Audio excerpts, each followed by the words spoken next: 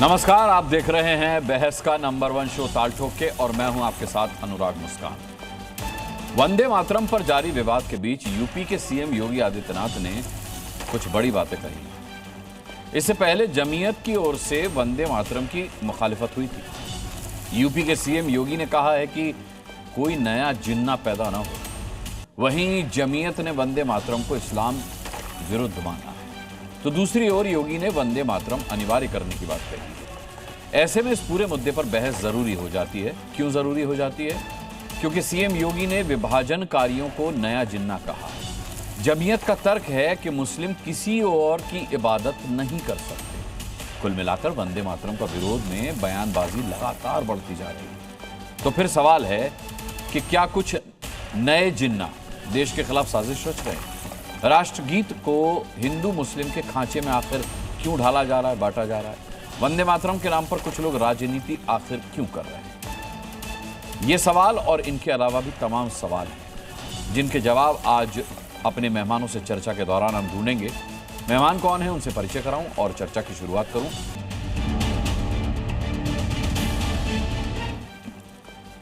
देखिए, ये विषय उतना संवेदनशील नहीं है जितना संवेदनशील नजरिए से इसे देखा जा रहा है। ऐसा क्यों हो रहा है? चर्चा शुरू करते हैं। इंट्रोडक्शन करा देता हूं अपने पैनलिस्ट से। के शर्मा हमारे साथ, भारतीय जनता पार्टी के प्रवक्ता। समाजवादी पार्टी से फराज किदवई साहब हमारे साथ जुड़ चुके हैं। विंग कमांडर अनुमा आचार्य कांग्रेस की प्रवक्ता हमारे साथ जुड़ चुकी हैं। विश्व हिंदू परिषद के प्रवक्ता श्रीराज नायर हमारे साथ आज डिबेट का हिस्सा होंगे। इसके अलावा नवोदय टाइम्स के एडिटर अकुश श्रीवास्तव यहां स्टूडियो में मेरे साथ मौजूद हैं। आचार्य राज मिश्रा धर्मगुरु धर्माचार्य की हैसियत से हमारे साथ यहां जुड़े हुए हैं और इस्लामिक स्कॉलर अलीमुद्दीन असादी यहां स्टूडियो में मेरे साथ मौजूद हैं। सभी का बहुत बहुत स्वागत करता हूं और सबसे पहला सवाल फराज किदवई साहब आपसे। मैंने देखा अभी की रिपोर्ट में, और हमने इस मुद्दे पर जब पहले डिबेट की थी तब भी हमने ये अबू आजमी साहब का बयान सुनवाया था कि भाई हमारी मर्जी है हम वंदे मातरम बोलें या ना बोलें। अब सवाल मर्जी का नहीं रहेगा। अगर ये उत्तर प्रदेश में हर विद्यालय में अनिवार्य कर दिया गया तो फिर जिन्हें आपत्ति है वो क्या करेंगे? मतलब स्कूल छोड़ेंगे या माननीय अदालत की शरण में जाएंगे? अनुराग जी, देखिए ये तो समय बताएगा कि वो लोग स्कूल छोड़ेंगे या अदालत की शरण में जाएंगे।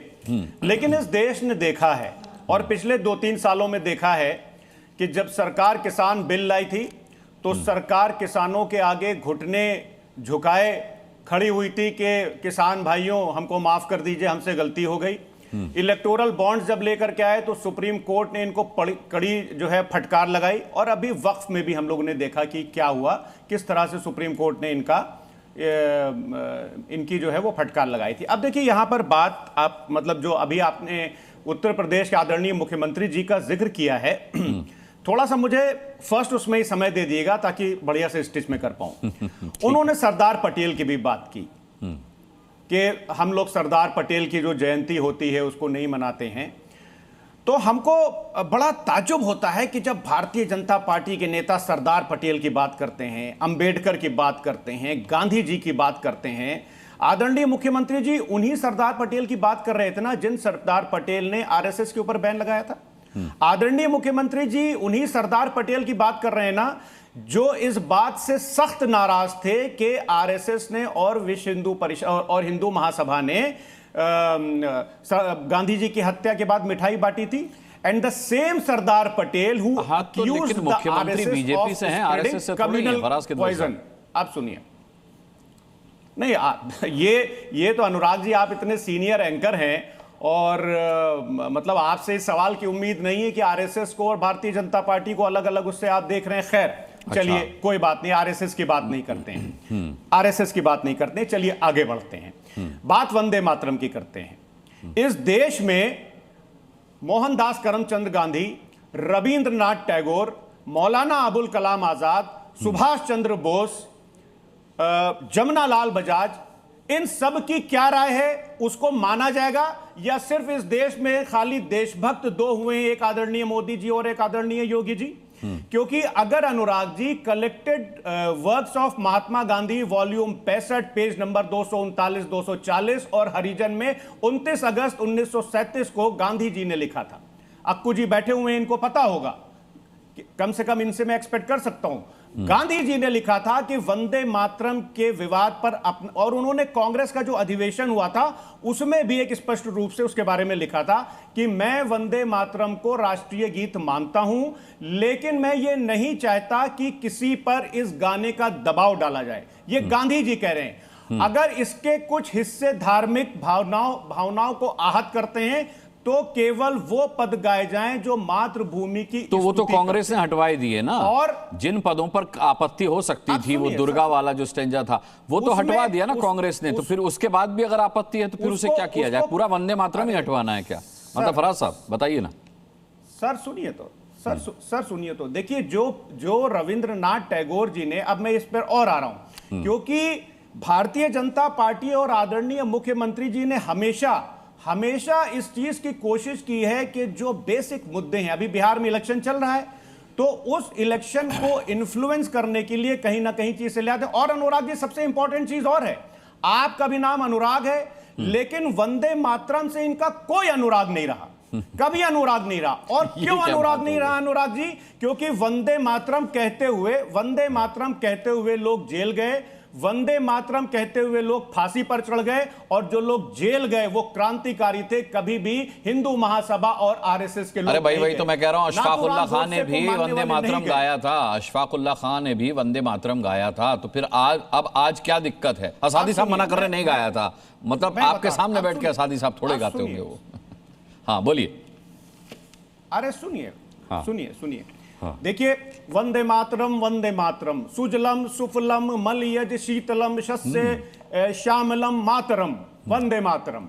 अब क्या होता है कि अनुराग जी, कुछ लोगों की अगर जैसा कि गांधी जी ने कहा, जैसा कि रविंद्रनाथ टैगोर जी ने कहा कि अगर किसी पंक्ति से, और खासकर मां दुर्गा वाला जिसमें वो आता है, उससे अगर किसी समुदाय को मान लीजिए आपत्ति है, तो जो गांधी जी ने कहा, जो रविंद्रनाथ टैगोर, अरे फराज साहब, अभी आपने वंदे मातरम की पंक्तियां गाई, इससे आपका धर्म भ्रष्ट हो गया क्या? मुझे ये बताइए, कोई फर्क पड़ा? धर्म भ्रष्ट हुआ क्या आपका? देखिए मेरा ईमान इतना कमजोर नहीं है कि अगर मैं कोई पंक्ति, ये बात कह दी फराज किदवई साहब ने, अबू आजमी साहब का ईमान कमजोर है, हर उस मुसलमान का इसका मतलब ईमान कमजोर है जो वंदे मातरम नहीं गाना चाहता। बिल्कुल नहीं। तो फिर अरे अनुराग जी, पूरा तो करने दिए, पहले पूरा तो करने दिए। देखिए, इस देश में बहुत सारे ऐसे लोग हैं। अब मैं आपको एक एग्जाम्पल देता हूं। एग्जाम्पल ये देता हूं, 24 दिसंबर 2024, स्थान पटना, वहां पर अश्वनी चौबे जी ने अटल जी की जयंती पर एक प्रोग्राम रखा, और उसमें गांधी जी का जो सबसे प्रिय भजन था, रघुपति राघव राजा राम पतित पावन सीताराम, ईश्वर अल्लाह तेरो नाम सबको सन्मति दे भगवान, वहां पर यह भजन चल रहा था, तो यह भजन रोक दिया गया। अच्छा, क्यों रोक दिया गया? कि उसमें अल्लाह का नाम आ गया। लेकिन मैं गारंटी लेता हूं, मैं चैलेंज करता हूं कि अगर अनुराग जी से कहा जाए कि अनुराग जी आप वो भजन गाएंगे, तो उसमें अल्लाह का नाम आ रहा है, तो अनुराग जी 100% गाएंगे। मैं गाऊंगा। तो अगर अनुराग जी गा रहे हैं, हाँ वही मैं बोल रहा हूं, तो अनुराग जी गा रहे हैं और भारतीय जनता पार्टी नहीं गा रही है, के शर्मा भी गाएंगे। भारतीय जनता पार्टी का ये चाल चरित्र और चेहरा है। अनुराग जी, मैं अभी पूछ लेता हूं, ठीक है, मैं आता हूं, फराज भाई आता हूं, ठीक है, फराज भाई आता हूं। के शर्मा, सबको सम्मति दे भगवान, ईश्वर अल्लाह तेरो नाम, गाएंगे आप या नहीं गाएंगे? पहले तो इसी सवाल का जवाब दे दीजिए। मैं पहले आपको जो प्रश्न आपने प्रारंभ किया, मैं वहां से चालू कर। अच्छा, फराज किदवई साहब को आपने खूब टाइम दिया, और वो अंत तक ये नहीं बता पाए कि जब वंदे मातरम के 150 वर्ष पूरे हो रहे हैं, तो वो वंदे मातरम का विरोध क्यों कर रहे हैं? वो कहा विरोध कर रहे हैं, उन्होंने तो गा दिया। नहीं, गाते समय तो उन्होंने कहीं तो ये नहीं कहा कि इसको गाना चाहिए, वो तो इसी बात का विरोध कर रहे हैं ना। तो मैं ये कह रहा हूँ कि 150 वर्ष पूरे होने पर जब जयंती मनाई जा रही है, और जयंती मनाते हुए कहा जा रहा है कि भाई वंदे मातरम के 150 वर्ष मनाइए, और कम से कम प्रसन्नतावश वंदे मातरम जो है, हमें अवसर तो नहीं मिला कि हम जो है स्वतंत्रता संग्राम की लड़ाई लड़ सकें, लेकिन आज स्वतंत्रता के 75 वर्ष बाद यदि उन्हें याद कर सकें तो क्या आपत्ति। लेकिन हर बात की जलेबी बनाते बनाते आधे में कभी बिहार चुनाव में चले गए, कभी अरे बिहार चुनाव से क्या लेना देना है, बिहार चुनाव वंदे मातरम पे हो रहा है क्या? ये तो 150 वर्ष पूरे हुए 7 जो नवंबर को, उस पे भारतीय जनता पार्टी और वर्तमान सरकार ने, भारतीय जनता पार्टी ने इसको स्वीकार किया और सरकार ने मूलतः इस पर यह तय किया कि 150 वर्ष मनाना है। जब 100 वर्ष पूरे हुए थे, याद कीजिए अनुराग जी, किसी ने इसको मनाया था क्या? क्यों? क्योंकि इनको तो याद ही नहीं था। जब 50 वर्ष पूरे हुए तब भी इनको याद नहीं था। आज केवल क्योंकि मोदी जी इसको हाईलाइट कर रहे हैं या मोदी जी ने मनाया, इसलिए उसका विरोध कर रहा है। अब मोदी के विरोध में देश का विरोध होता हो कोई फर्क नहीं पड़ता। जिस वंदे मातरम को लेके अशफाक उल्ला खां, भगत सिंह, तमाम हमारे देश के शहीद हो गए नाम लेते लेते, उसका भी आज विरोध करना है। क्यों विरोध करना है? क्योंकि मोदी जी ने बोल दिया। अब मोदी जी ने यदि 150 वर्ष मनाने का निर्णय किया है, अब जैसे मैं तो आश्चर्य कर रहा हूं आजकल सुन के और देख के भी बहुत आश्चर्य होता है मुझे कि 26 जनवरी हो, 15 अगस्त हो, तो उसका भी विरोध जो है कांग्रेस पार्टी और समाजवादी पार्टी करती। वहां पर खरगे साहब नहीं पहुंचते, वहां पर राहुल गांधी नहीं पहुंचते, वहां अखिलेश यादव नहीं जाते। क्यों नहीं जाते भाई? 26 जनवरी का क्या विरोध है? 15 अगस्त से क्या विरोध है? संविधान सभा का जब वर्ष पूरा होता है, संविधान सभा के याद में जब संगोष्ठी होती है, आप उसमें भी गायब हो जाते हैं, उस कार्यक्रम में भी पार्टिसिपेट नहीं करते। आप हर उस चीज का विरोध करते हैं जो भारतीय जनता पार्टी के नेतृत्व वाली सरकार करती है।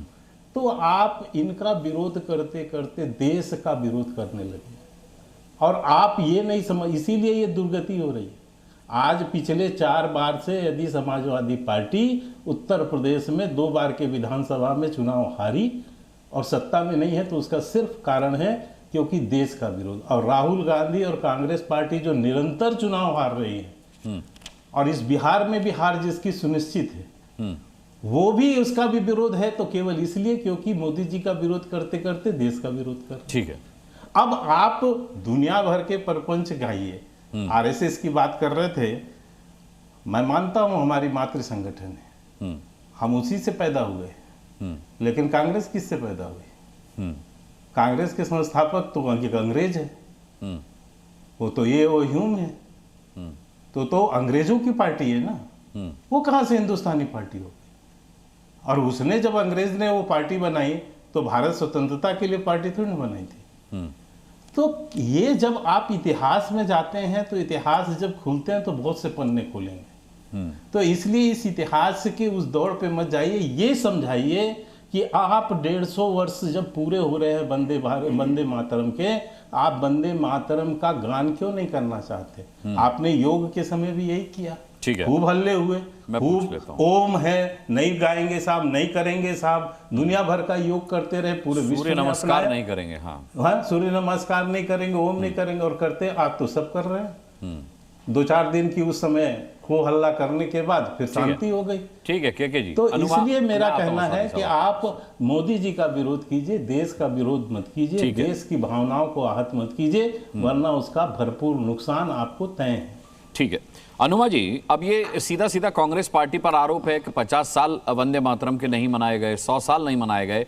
अब जब 150वीं वर्षगांठ मनाई जा रही है तो विरोध वंदे मातरम का नहीं हो रहा है, विरोध हो रहा है मौजूदा सरकार का, चाहे वो केंद्र में हो या फिर वो उत्तर प्रदेश में हो, चाहे वो विरोध योगी का हो या फिर मोदी का हो, केवल उस विरोध के लिए वंदे मातरम का विरोध किया जा रहा है। चलिए ऐसा करते हैं, नमस्कार, सबसे पहले तो बीजेपी के प्रवक्ता से दूसरा स्टैंजा गवा लेते हैं। बताइए जरा, दूसरा स्टैंजा बोल के बताइए तो वंदे मातरम का। नहीं आप मेरा बोलिए मत लीजिए। नहीं मैं बोलिए कोटि कंठ वाला बोलिए ना।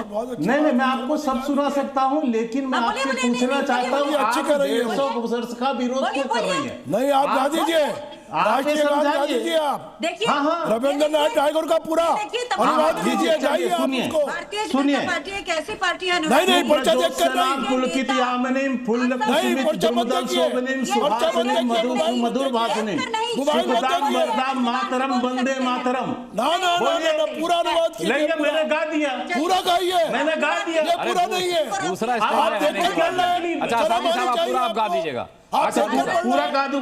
कोटि आप कोटि राज्य कंठ गान बना कल रहे निनाद हैं। राज्य कराले, गान कोटि कोटि भजगृत। चल रहा है इनका। आप इनसे सुनिए। कल कल निनाद। नहीं, आप क्यों बोल रहे हैं इसलिए मोबाइल कह रहा में? हूं, राज्य इससे गान है। अरे हर असादी व्यक्ति को याद कांग्रेस से रखना सवाल है आप भाई, क्यों सवाल कांग्रेस से। 150 वर्ष में ये बताइए, बस मुझे इतना से समझाइए। कांग्रेस और बीजेपी का सवाल नहीं है। किसको याद है सवाल याद नहीं, वो तो मैंने रविंद्रनाथ सुना दिया, 2 स्टेट में चलता है, वो मैंने बता दिया है। जब ये लागू करना चाहते हैं इनको आता नहीं है। असादी साहब बीच में नहीं, अनुराग जी। अनुमा जी को नहीं सुन पाएंगे नहीं तो। हाँ अनुराग जी बोलिए मैं बोलूं? जी, बोलिए बोलिए। अनुराग जी, तो मैं ये बताना चाहती हूँ कि जिस समय पूरा देश वंदे मातरम या मादरे वतन बोलकर अंग्रेजों से लड़ रहा था, इस समय तो ये कहीं और व्यस्त थे। इनकी तो बड़ी प्रॉब्लम थी, इस समय तो ये अंग्रेजों से पेंशन लेने में व्यस्त थे ये लोग। कोई भी इनका एक व्यक्ति नहीं है जो उस समय वंदे मातरम कहकर आगे आया हो, एक भी नहीं है। दूसरी चीज, क्या ये बता सकते हैं कि राष्ट्रीय गीत समिति का अध्यक्ष कौन था? बता सकेंगे? चलिए मैं बताती हूँ। कन्हैयालाल मानिकलाल मुंशी थे। क्या बात हुई थी? रविंद्रनाथ टैगोर जी से यह बात हुई थी कि आनंद मठ के जो इस गीत के आखिरी के 2 स्टैंजा है वो माँ दुर्गा की आराधना, इसलिए इसके पहले 2 स्टैंजा है या पहला स्टैंजा जो है वो मातृभूमि की वंदना है। और वैसे आपको यह भी बता दें कि वंदे मातरम या मादरे वतन ये एक मुस्लिम की पहली भावना थी। मादरे वतन ये वहां से शुरू हुई थी और फिर वंदे मातरम। भाई अनुमा आचार्य जी, अब आपत्ति भी तो उन्हीं मुस्लिम्स को है वंदे मातरम गाने में, यही चर्चा तो इस विषय पर है। ये तो पूछे कांग्रेस को क्या दिक्कत है? कांग्रेस को क्या दिक्कत है? कांग्रेस को क्या दिक्कत है? अच्छा ठीक है ठीक है। दूसरे इनके सारे प्रवक्ता। अरे भाई इतना इतिहास मत रटो, इतिहास रट के कोई लाभ नहीं। ये बताओ 150 वर्ष में वंदे मातरम बोलने पे क्या तकलीफ? इतना समझाओ। आप 75 साल से क्यों खामोश रहे?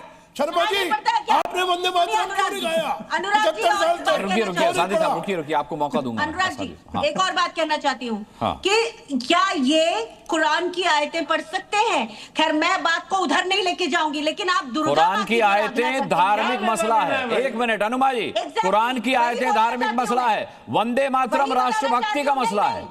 वंदे मातरम राष्ट्रभक्ति का मसला है। आप राष्ट्रभक्ति से धर्म को कैसे जोड़ सकती हैं? राष्ट्रभक्ति नहीं, राष्ट्रभक्ति और धर्म 2 अलग अलग चीजें हैं। इसका तात्पर्य है कि सनातन ही राष्ट्रभक्ति है। अगर आप राष्ट्रभक्ति नहीं पूरा कीजिए, पूरा कांग्रेस की प्रवक्ता कीजिए। आचार्य जी आता हूँ, आचार्य जी आता हूँ, बोलिए बोलिए। अनुराग जी मैं ये कहना चाहती हूँ कि जो आज भी मैंने सुबह झंडा फहराने के बाद हमने वंदे मातरम गाया है, आज भी, क्योंकि कांग्रेस हर रोज वंदे मातरम गाती है और मैं उसी परंपरा का हिस्सा हूँ। लेकिन भारतीय जनता पार्टी सिर्फ पोलराइजेशन कर रही है। इनके नेताओं के वीडियो देखिए, कहीं वंदे मातरम को सुंदे मातरम गाते हैं। इतने घटिया लोग हैं, आप ढूंढेंगे तो मिल जाएगा वायरल वीडियो इन लोगों का। इनको खाली ध्रुवीकरण करना है, कोई इनको वंदे मातरम से प्यार नहीं है, कोई वंदे मातरम से इनकी कोई आस्था नहीं है, कोई विश्वास नहीं है वंदे मातरम पे। और आज मेरे साथ बदतमीजी कर रहे हैं, इनको क्या वंदे मातरम आएगा? इनको वंदे मातरम की भी तमीज नहीं है और ना किसी महिला के सम्मान की तमीज है। तो ये क्या वंदे मातरम करेंगे? तब नहीं किया जब जरूरत थी, आप ध्रुवीकरण के लिए करना चाहते हैं। और एक चीज, रविंद्रनाथ टैगोर जी का अपमान कर रहे हैं, क्योंकि 1896 के भारतीय राष्ट्रीय कांग्रेस के सम्मेलन में रविंद्रनाथ टैगोर जी ने इस गीत को गाया था। और अगर आप उसकी बात करते हैं इस तरह से, तो आप रविंद्रनाथ टैगोर जी की भावना का अपमान कर रहे हैं। नहीं, ये रविंद्रनाथ टैगोर की भावना का अपमान। सवाल ये गाया तो अशफाकुल्ला खान ने भी था और तमाम मुसलमानों ने गाया है। अभी फराज किदवई साहब ने गाया है। उस दिन भी मेरी डिबेट में कांग्रेस के प्रवक्ता थे, उन्होंने भी गाया, कांग्रेस के प्रवक्ता ने भी गाया। लेकिन सवाल ये कि जो नहीं गाना चाहते वो क्यों नहीं गाना चाहते? मसला आ रहा हूँ सुनिए। अरे नहीं भाई, अरे विरोध तो मुसलमान कर रहे हैं, ध्रुवीकरण इसमें कहां से आ गया? मुसलमान विरोध कर रहे हैं कि हम नहीं गाएंगे। अबू आजमी कौन सा ध्रुवीकरण करना चाहते हैं? अबू आजमी अगर मना कर रहे हैं कि मेरी मर्जी है, तमाम मौलाना विरोध कर रहे हैं।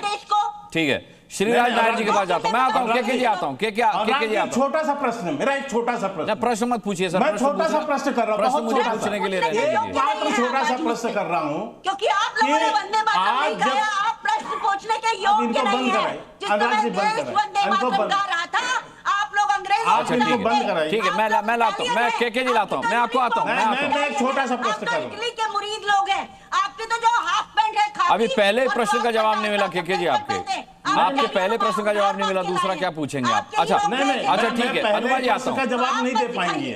अनुमा जी आता हूं, अनुमा जी रुकिए। जवाब नहीं दे सकते मेरी बात का। सकता। अच्छा, ठीक है। आपके साथ दिक्कत यह है कि आप लोगों ने इटालियन वर्दी ली, आप लोगों को वंदे मातरम नहीं मालूम, भारत माता की जय आपको ठीक से नहीं मालूम। अब भारत माता की फोटो की जगह दुर्गा जी की फोटो लगा देते हैं। हंसिए इसकी बात पर। भारत माता अपने बच्चों के बगैर भारत माता नहीं है। अनुराग जी, तमीज तो आपको होनी चाहिए, लेकिन आपके पास नहीं है। और अनुराग इस बात जी, कहना मुद्दा चाहती हूँ- कहाँ से कहाँ बंद करना मुद्दे को भटकाइए मत। वंदे मातरम में बीजेपी ध्रुवीकरण कहाँ से? हम तो इस मसले पर डिबेट कर रहे हैं कि वंदे मातरम का विरोध करने वालों को देशभक्ति में दिक्कत क्या है। आप चुप रहिए, आप कुछ नहीं ये बात तो कर नहीं सकती है, बदतमीज औरत है। ये बहुत भी इस तरीके की शब्द शैली को मैं इंडोर्स नहीं करूंगा। श्रीराज नायर जी, श्रीराज नायर जी, आपने फराज किदवई, मैं आता हूं के जी, रुक जाइए। नहीं, श्रीराज नायर जी करिए। अरे सादी साहब, फिर ऐसे आ नहीं पाऊंगा, समय कम है। श्रीराज नायर जी, आरएसएस पर सवाल उठाया गया, आपने देखा फराज किदवई साहब ने कहा कि किस मुंह से आप बात करते हैं वंदे मातरम की और सरदार पटेल की बात करने वालों पर आरएसएस, मतलब सरदार पटेल जो थे वो आरएसएस को नहीं चाहते थे, इस तरीके से कहा गया। और कभी के शर्मा ने कहा कि हाँ हमारी मदर ऑर्गेनाइजेशन है। सवाल यह है कि क्या मुद्दे को डाइवर्ट करने की कोशिश की जा रही है इस सवाल का जवाब देने से बचने के लिए कि वंदे मातरम जो नहीं बोलेंगे वो क्यों नहीं बोलेंगे, और वंदे मातरम एक देशभक्ति का गीत है, उसे धर्म भक्ति से जोड़कर कैसे देखा जा रहा है? बिल्कुल, वंदे मातरम एक देशभक्ति का गीत है, धर्म से जोड़कर देखना नहीं चाहिए। और वंदे मातरम आजादी की लड़ाई में सभी ने गाया था। ये अचानक से ये जो आइडेंटिटी क्राइसिस आई है, और उसका कारण भी ये है कि कुछ पार्टियां जो अपने आप को सेक्युलर बोलती हैं, एक वर्ग को केवल और केवल वोट बैंक की तरह देखती है, वो इन सब के पीछे है। अगर आप देखेंगे तो सऊदी अरेबिया का क्रेडल ऑफ इस्लाम माना जाता है। लेकिन श्रीराज जी, उस दिन कांग्रेस के प्रवक्ता ने वंदे मातरम गाया, आज समाजवादी पार्टी के प्रवक्ता वंदे मातरम गा रहे हैं, तो ये कैसे मान लिया जाए कि वंदे मातरम का विरोध कर रहे हैं? ये काम विरोध करवा रहे हैं ना। अच्छा। एक वर्ग विशेष से केवल उनको डराना और उनको उनकी शिनाख्त छीन ली जाएगी, उनको एक सऊदी अरेबिया से भी ज्यादा मुसलमान बना के फिरका परस्त बनाना और ये एंटी नेशनल बनाना, ये कांग्रेस और समाजवादी पार्टी की फितरत रही है। भारत को कोई और हिंदू को किसको सिखाने की आवश्यकता है सेक्युलरिज्म?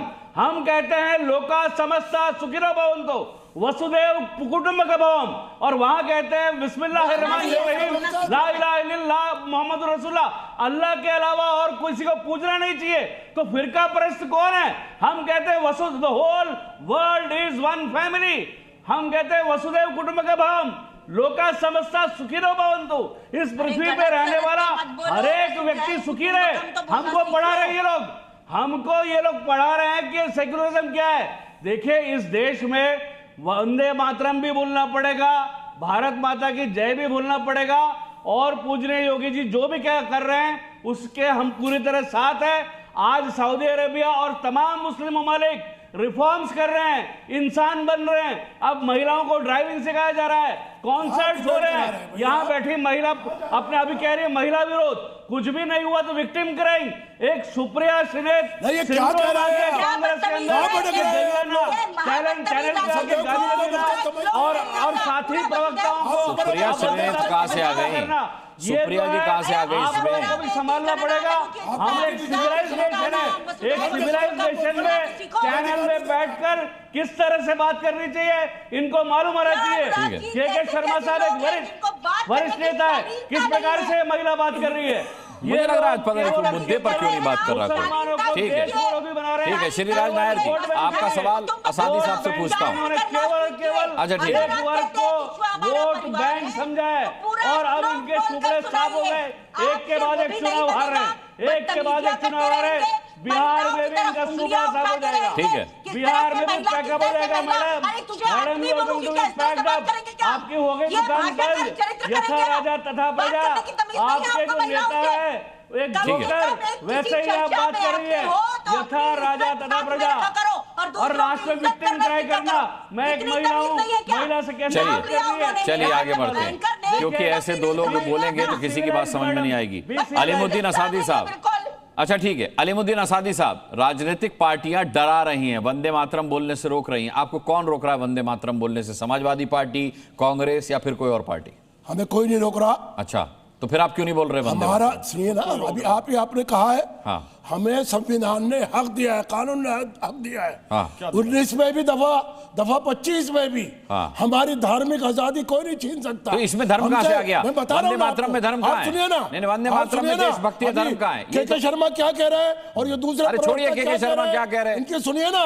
नहीं आप मानिए ना, आप जब अपनी हमें बताइए, अधिकार दिया है आप अपनी संविधान ने, बताइए, धर्म कानून की ने हक आजादी दिया है, आपको संविधान से सुप्रीम मिली कोर्ट ने हक है, दिया हमको। राष्ट्रभक्ति को दफा 25 नहीं, में राष्ट्रभक्ति ये को साफ धर्म से लिखा है कि हमें कोई मजबूर नहीं करेगा। अरे कोई भाई, भी गायन गाने मेरी बात सुनिए आजादी साहब, जब हमने आजादी की आपको लड़ाई आपके लड़ी, धर्म से हम विमुख कोई नहीं कर रहा। अरे मेरी बात लगाएंगे, सुनिए, आपको कौन आपके नारा बोलेंगे? अरे भाई बात सुनिए, सरफरोशी की तमन्ना अरे अब सुनिए। हमारे दिल में देखना है जोर बाजुए कातिल में कितना, देखना है जोर कितना बाजुए कातिल में। में। अच्छा सुनिए आजादी साहब, यश बाबुल्ला अरे ने कहा सुनिए था, भाई, यश मैं कह रहा हूं कि यश आपके धर्म से बाबुल्ला हमें ने कोई दिक्कत नहीं राम प्रसाद है, लेकिन बिस्मिल क्या ने- देशभक्ति आपका धर्म नहीं है?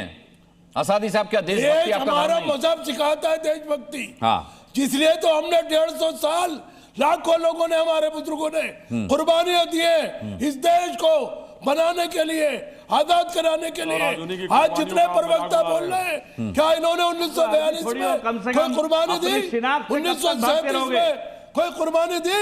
अरे तो भाई 1946 इनके में कहने से कोई ना कुर्बानी अरे दी? अच्छा इन्होंने कुर्बानी नहीं दी, अच्छा इन्होंने कुर्बानी नहीं दी। दी। सुनिए आजादी साहब, इन्होंने कुर्बानी नहीं दी, इनके कहने से मत गाइए, लेकिन देशभक्ति के लिए तो गाइए वंदे मातरम। भक्ति के लिए है ना, हाँ। हम गाते हैं ना। अच्छा, गाते सारे गाइए, अच्छा, जहां गा से सकते हैं? हिंदुस्तान हमारा, अरे वंदे हम मातरम गाते गाइए हैं ना, ना। अरे वंदे मातरम। भाई वंदे मातरम में हम किसी भी उसकी देवी की पूजा नहीं करते। देवी कहाँ है इसमें वंदे मातरम में? देवी वाला पैरा तो हटवा दिया गया, देवी वाला तो हटवा दिया गया, अब वंदे मातरम में। अच्छा सुनिए, आपको शायद मौलाना साहब पढ़ के आइए, चंद्रमा को देख करके आप लोग अपना रोजा खोलते हैं, चंद्रमा को देख करके आपका रोजा का महीना खत्म होता है, और वंदे मातरम के अंतर्गत एक लाइन आती है, पढ़ लीजिएगा। सिर्फ मूर्खता फैलाने से अच्छा है कि उसको पढ़ लीजिएगा। वंदे मातरम के अंदर एक लाइन आती है, शुभ्र ज्योत्सना पुलकित यामिनी। ये पता है किसके लिए कहा गया है? ये चंद्रमा के लिए कहा गया है। शुभ्र ज्योत्सना पुलकित यामिनी चंद्र के लिए कहा गया है। जिस चंद्रमा को देख करके ना आप लोग कहते हो, आप लोग अपना त्योहार मनाते हो, उसके लिए कहा गया है। कम से कम पढ़ लो मौलाना साहब, पढ़ करके डिबेट में आया करो। आपको बता देता हूं, सुजलाम का अर्थ पता है क्या होता है? क्या होता है सुजलाम का अर्थ बताना जरा मौलाना साहब, उसके बाद बात करते हैं। सुजलाम का अर्थ क्या होता है? सुजलाम का अर्थ होता है अच्छा जल, शुद्ध जल। सुफलाम का अर्थ क्या होता है? अच्छा फल, शुद्ध फल। उसके बाद मलयज शीतलायाम, क्या होता है? मलयज का मतलब क्या है पता है? एक पर्वत है जहां पर चंदन सबसे अधिक होता था, वहां से आने वाली शीतल हवाओं के लिए कहा गया था। अरे ये मूर्खता फैलाने से पहले, भ्रम फैलाने से पहले पढ़ लिया करो। और उसके बाद आपको पता है अगला है सस्य आमलाम, क्या इसका अर्थ पता है? सुंदर खेती, लहलहाती हुई खेती, सुंदर जमीन, उसका वर्णन किया गया है। धरती पर मिलने वाली प्रत्येक चीजों का वर्णन, हमारे धरती की सुंदरता का वर्णन है इस वंदना में। आप क्या सोचोगे? और एक बात आपको बताना चाहता हूं, सुन लीजिए अनुराग जी, अब एक बात बताना चाहता हूं। बात हो रही थी कि वहां पर किसी ईश्वर अल्लाह तेरे नाम गाने के लिए कहा गया, नहीं गाया गया। नहीं गाऊंगा, इसलिए नहीं गाऊंगा क्योंकि मालिनी अवस्थी 2005 में दूरदर्शन पर चैती गा रही थी, जिसके अंदर था कि राम का जन्म अयोध्या में हुआ है।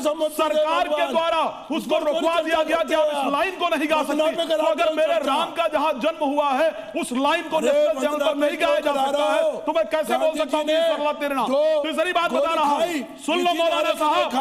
जब दीपावली का समय था ना, जब शिवरात्रि का समय था, और हम कह रहे थे कि हमारा धर्म कहता है कि हमें क्या खाना है क्या नहीं खाना है, हम देखेंगे, हम अपने धर्म के अनुसार खाएंगे।